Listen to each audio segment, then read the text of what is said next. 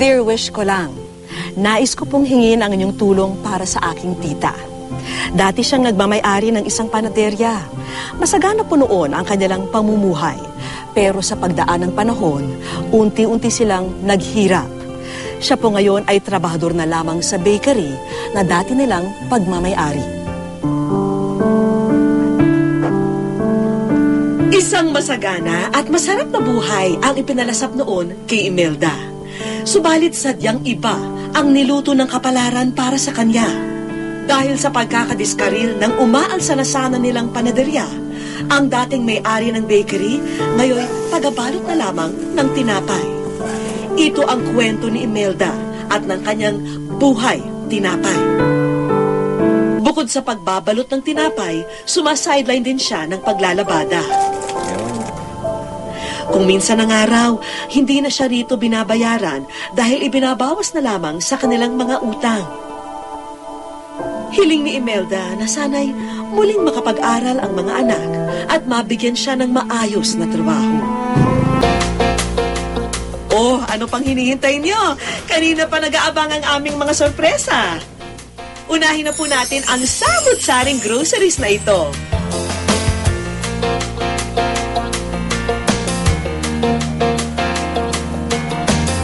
Parang hindi ako makapaniwala.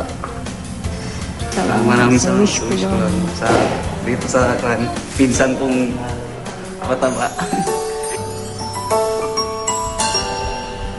May bonus pang livelihood assistance na pwedeng pang kapital sa anumang maiisip na negosyo ni Imelda. Hindi ko na malilimutan habang ako'y bubuhay. Sunod naming tinungo ang aming mga kaibigan na hindi nag-atubiling magpahatid ng tulong sa pamilya Soratos. First stop, sa isang pamantasan dito sa Dagupan.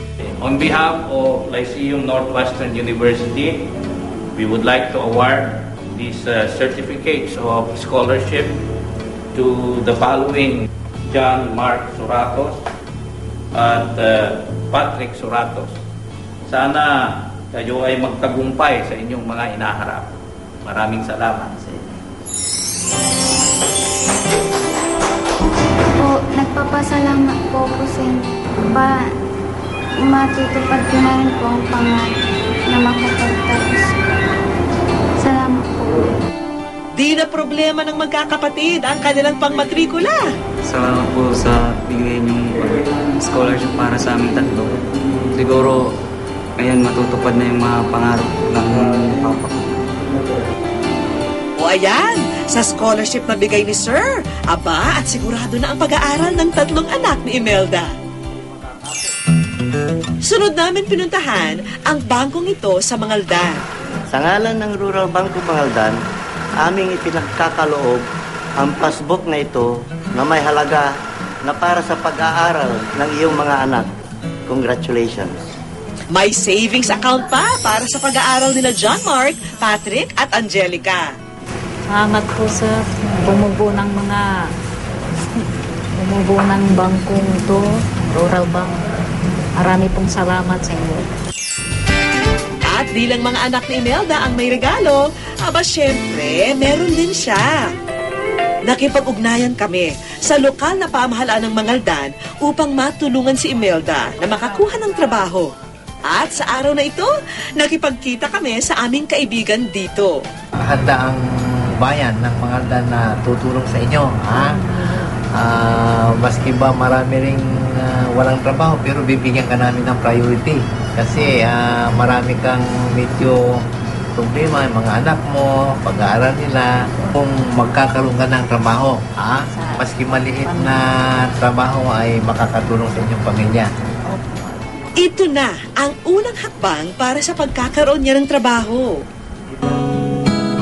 Sa liwaman ng buhay na inihain ng tadhana sa ninais noon ni Imelda, napatunayan niyang ang bawat taimtim na dasal na sinamahan ng kasipagan ay nagbubunga ng grasya. At sa araw na ito, binago ng mga pangyayari ang plano ni Imelda. Harinaway, muling manumbalik ang tamis ng buhay para kay Imelda at sa kanyang buong pamilya.